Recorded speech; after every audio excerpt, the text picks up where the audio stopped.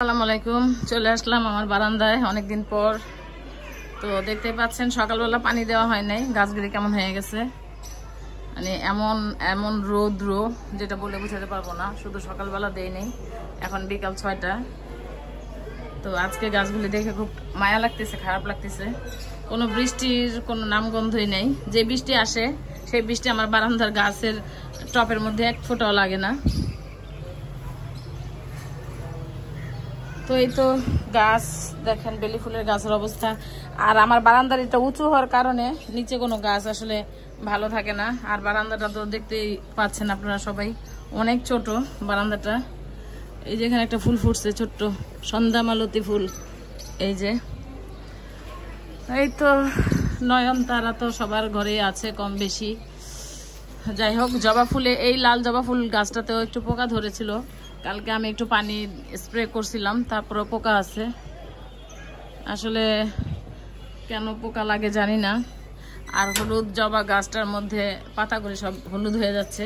পানি কিন্তু আমি প্রতিদিনই দিচ্ছি, এই দেখতে পাচ্ছেন সব পড়ে যাচ্ছে।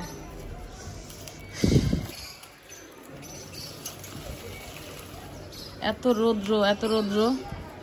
আসলে 2 বেলা পানি দেওয়া মানে লাগে আর কি, কিন্তু আজকে আমি ভুলে গেছি পানি দিতে। তো এখন এই দেখেন 2 বালতি পানি নিয়ে আসছি। এই পানিগুলি আমি এখন দিব।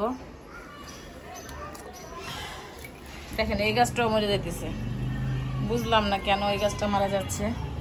আর এই যে গোলাপের গাছগুলিও মারা গেছে। মাটি অবশ্য বেশি একটা নাই। যাই হোক, বিসমিল্লাহ।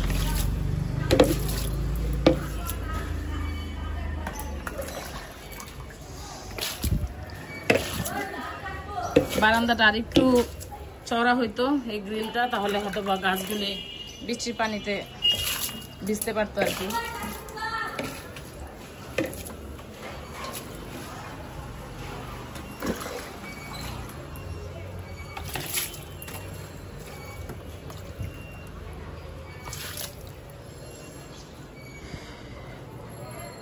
এই গাছটা আমি ছাদ থেকে নিয়ে আসছি, কিন্তু এখনো লাগাইতে পারতেছি না। এত ব্যস্ত আমি, এত ব্যস্ত বললে ভুল হবে, এত অলস আমি।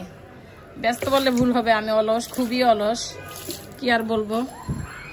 আরেকটা কথা বলে নেই, সবাই জানে কিনা জানি না, যারা জানেন তারা তো জানেনই। আমার ছেলের জন্য দোয়া করবেন সবাই। আমার ছেলে 3 তারিখ 2:30টায় ও অস্ট্রেলিয়া চলে যাচ্ছে পড়াশোনা করার জন্য। তো সবার কাছে দোয়া চাই, আমার আপুরা ভাইয়ারা যারা আমাকে ভালোবাসেন অবশ্যই আমার ছেলের জন্য দোয়া করবেন। আমার ছেলে যেন ঠিকঠাক মতো পৌঁছাতে পারে আপনাদের দোয়ায়, আল্লাহর রহমতে। তো ও অস্ট্রেলিয়া পাঠতে যাচ্ছে, দোয়া করবেন সবাই। ওখান থেকে ও অবশ্য মেলবোর্ন না সিডনিতে যাবে, আমি সঠিক নামটা মনে নাই। ওর কাজিনের সাথে দেখা করতে যাবে।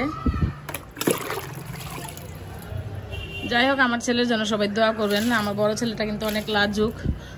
ওর কাছে ওর সাথে যদি আমি একটু ভিডিও করি, ও একটা পছন্দ করে না।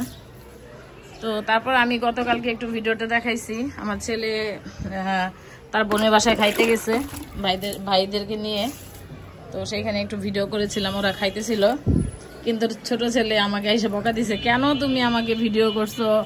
আমি তোমাকে না করছি, তুমি আমাকে কেন ভিডিও করছো? তো আমি বলছি যে তোমার অল্প একটু দেখা গেছে, আমি নিচে বসে খাইতেছিলাম, তুমি সেটা ভিডিও করছো। আরে বাবা, নিচে বসে খাকি মানুষ তো, আমাদের নবীজি কিন্তু সবসময় নিচে বসে খাইছে, সুন্নত, তাই না? নিচে বসে খাইছি তো কি হয়েছে?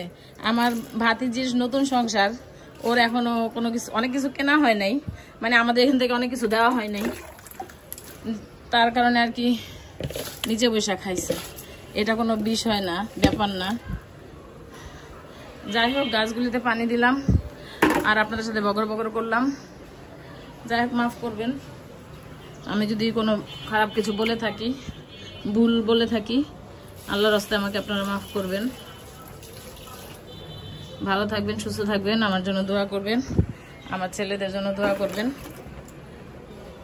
আল্লাহ, আজকের মতো বিদায় নিচ্ছি। আল্লাহ হাফিজ।